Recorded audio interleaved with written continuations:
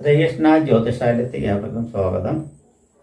August മാസത്തെ ഫലമാണ് പറയുന്നത്. ഓഗസ്റ്റ് മാസത്തിൽ ധനുക്കൂറുകാർക്കുള്ള ഫലമാണ് പറയുന്നത്. ധനുക്കൂറ് എന്ന് പറയുമ്പോൾ തന്നെ മൂലം, പൂരാടം, ഉത്രാടത്തിന്റെ ആദ്യത്തെ കാൽഭാഗം ഒഴിച്ചിരുന്ന ധനുക്കൂറുകാർക്ക് ചാരവസാൽ മൂന്നാം ഭാവത്തിൽ അനുകൂല സ്ഥാനത്തിൽ സഞ്ചരിച്ചുകൊണ്ടിരിക്കുന്ന രാഹു, 4-ൽ ശനി, കണ്ടക ശനിയെ തുടരുന്നുണ്ട്. 7-ാം ഭാവത്തിൽ വ്യാഴവും ശുക്രനും. വ്യാഴം അനുകൂലമാണ്, ശുക്രൻ അനുകൂലമല്ല.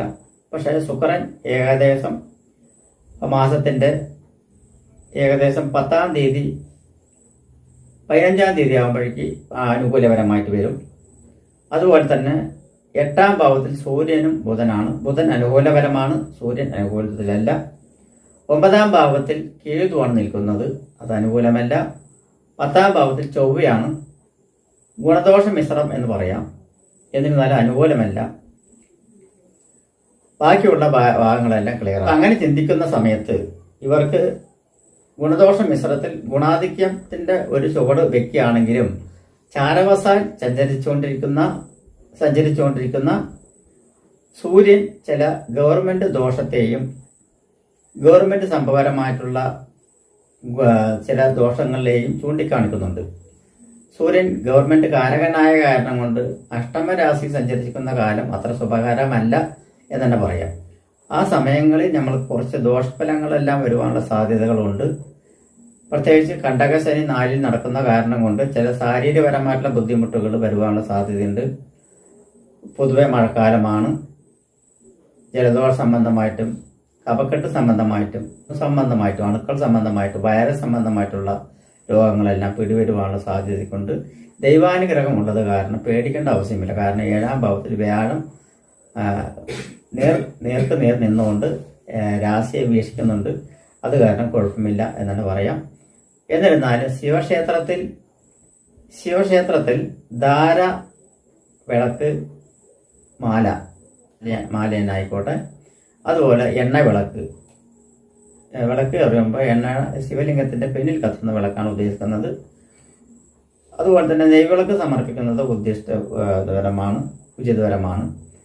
അങ്ങനെ ചെയ്യുന്ന പക്ഷം എല്ലാ ആഴ്ചയിലും ചെയ്യാൻ പറ്റണം. അങ്ങനെ എല്ലാത്ത പക്ഷം 10 ദിവസത്തിൽ ഒരിക്കലെങ്കിലും ചെയ്യുക. അങ്ങനെയാണെങ്കിൽ ഈ ചാരവസാലുള്ള ദോഷഫലത്തെ കുറയ്ക്കാൻ പറ്റും. ഗവൺമെന്റ് നടപടികൾ എന്തെങ്കിലും ഉണ്ടെങ്കിൽ അതെല്ലാം ചില ബുദ്ധിമുട്ടുകൾ ഉളവാക്കും. ചില രേഖകളെല്ലാം ചിലപ്പോൾ തയ്യാറാകാൻ പലവിധ ബുദ്ധിമുട്ടുകൾ ഉണ്ടാവും. അതുപോലെ തന്നെ ചില ഭൂമി സംബന്ധമായിട്ടുള്ള ഇടപാടുകളിൽ ചില രേഖകളെല്ലാം താറുമാറായി കിടക്കുന്നത് കുറച്ച് ബുദ്ധിമുട്ടുകൾ ഉണ്ടായിരിക്കും. ബാങ്കുകളിലെ മറ്റുള്ള ലോണുകളൊക്കെ അപേക്ഷിച്ചിട്ടുണ്ടെങ്കിൽ അത് നീണ്ടുപോകാനും ചിലപ്പോൾ ഏതെങ്കിലും തടസ്സങ്ങൾ വന്ന് സൃഷ്ടിച്ച് രേഖകൾ ശരിയാക്കാൻ കുറച്ച് സമയം എടുക്കുന്നതായിട്ടും കണ്ടുവരും. അതുപോലെ തന്നെ കുടുംബത്തിൽ കുറച്ച് ഐശ്വര്യക്കുറവ് വരുവാനുള്ള സാധ്യതയുണ്ട്. അതിനായിട്ടാണ് ഐക്യമത്യ സൂക്തം നടത്തുക എന്ന് പറയുന്നത്. അങ്ങനെ ചെയ്യുന്ന പക്ഷം ദോഷാധികം കുറഞ്ഞു വരും. 7-ൽ വ്യാഴമുള്ള കാര്യം പേടിക്കേണ്ട ആവശ്യമില്ല. എന്നിരുന്നാലും ശുക്രൻ 7-ൽ നിൽക്കുന്നിടത്തോളം കാലം കുറച്ച് ഭാര്യ ഭർത്ത കലഹം അല്ലെങ്കിൽ സ്ത്രീ മുഖേന എന്തെങ്കിലും കല വരുവാനുള്ള സാധ്യത ഉണ്ട് തന്നെ പറയാം.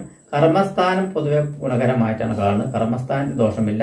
കർമ്മത്തിനനുസരിച്ച് തൊഴിലിനനുസരിച്ച് ലാഭം കിട്ടുവാനുള്ള സാധ്യതകളും കണ്ട് ചില വിദേശ യാത്രകളെല്ലാം നീണ്ടു പോകാനുള്ള സാധ്യതയുണ്ട്.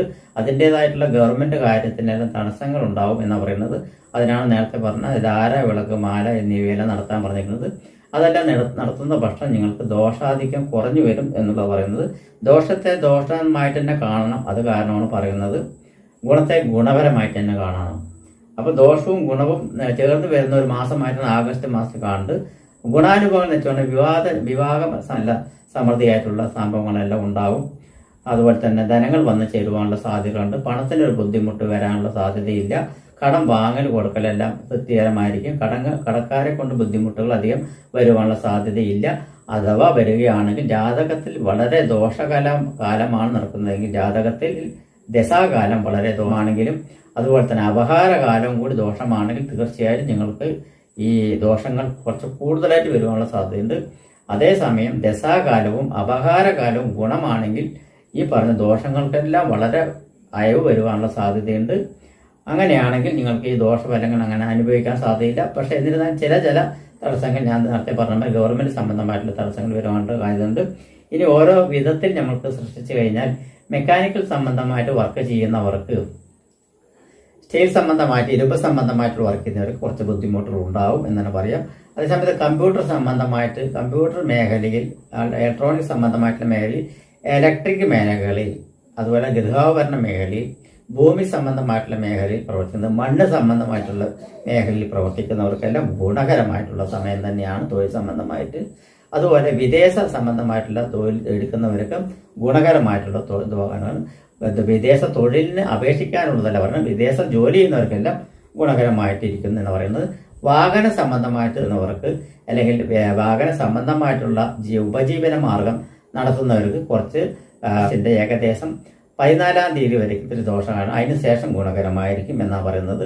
അതുപോലെ ഭൂമി സംബന്ധമായിട്ട്, റിലേ സംബന്ധമായിട്ടുള്ള വർക്ക് ചെയ്യുന്നവർക്കെല്ലാം ഗുണകരമായിട്ടുള്ള സംഭവങ്ങളാണ്. അലോപ്പതി മേഖലയിൽ എടുക്കുകയാണെങ്കിൽ അവർക്കെല്ലാം വളരെ ഗുണകരമായിട്ടുള്ള സംഭവങ്ങളാണ്.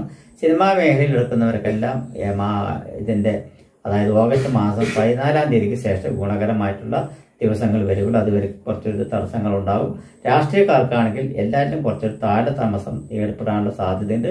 അതിന് വേണ്ടിയിട്ടാണ് നേരത്തെ പറഞ്ഞ ശിവക്ഷേത്രത്തിലും വഴിപാട് പറഞ്ഞിരിക്കുന്നത്. ഒരു ദിവസത്തെ പൂജയ്ക്കെല്ലാം അവർക്ക് രാഷ്ട്രീയത്തിൽ പ്രവർത്തിക്കുന്നവർക്കാണെങ്കിൽ തീർച്ചയായിട്ടും ഒരു ദിവസത്തെ പൂജ ശിവക്ഷേത്രത്തിൽ നടത്തുക എന്ന് പറയുന്നത്. അങ്ങനെ നടത്തിക്കഴിഞ്ഞാൽ ഗുണാനുഭവങ്ങൾ, ദോഷങ്ങൾ കുറഞ്ഞ ഗുണാനുഭവത്തിലേക്ക് പോകാനുള്ള സാധ്യത വളരെ കൂടുതലായിട്ട് തന്നെ കാണുന്നുണ്ട്. അങ്ങനെയുള്ള പക്ഷം പേർക്ക് ദോഷാധിക്യം കുറഞ്ഞു വരും എന്നതിൽ യാതൊരുവിധ സംശയമില്ല. അതുപോലെ തന്നെ ഭവനം മറ്റുള്ള കാര്യങ്ങളെല്ലാം ചെയ്യാൻ ഉദ്ദേശിക്കുന്നവർക്കെല്ലാം എന്നുള്ളത് കർക്കമാസത്തോടെയാണ് പോയിക്കൊണ്ടിരിക്കുന്ന അറിയാം. അത് കഴിഞ്ഞിട്ട് ഉള്ള ഒരു സമയം തിരഞ്ഞെടുക്കുകയായിരിക്കും നല്ലത് എന്ന് തന്നെ പറയാം. അതുപോലെ തന്നെ സന്താനങ്ങളുടെ പഠിത്തത്തിലും മറ്റുള്ള കാര്യത്തിനും എല്ലാം അനുകൂലപരമായിട്ടുള്ളൊരു സമയമാണ് കാണുന്നത്.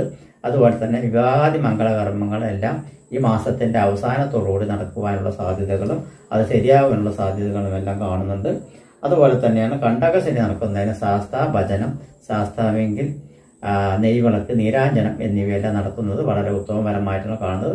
അതുകൂടി ചെയ്തു കഴിഞ്ഞാൽ ഇവർക്ക് ദോഷകാലങ്ങളെ നീക്കി കൊണ്ടുപോകാൻ പറ്റുന്ന ഒരു മാസമായിട്ട് കണക്കാക്കാം. അല്ലെങ്കിൽ ദോഷങ്ങൾ ചിലപ്പോൾ അനുഭവിക്കേണ്ടി വരും. ഇതൊന്നും ചെയ്തില്ലെങ്കിൽ ദോഷങ്ങൾ അനുഭവിക്കേണ്ടി വരും എന്ന് പറയാം. ചെയ്താലും ദോഷങ്ങൾ അനുഭവിക്കേണ്ടി വരും ചെറുതായിട്ട് എന്നുള്ളത് പറയുന്നത്. ചെറുതായിട്ട് ഉണ്ടാവുകയും കാര്യമായിട്ടുണ്ടാവില്ല.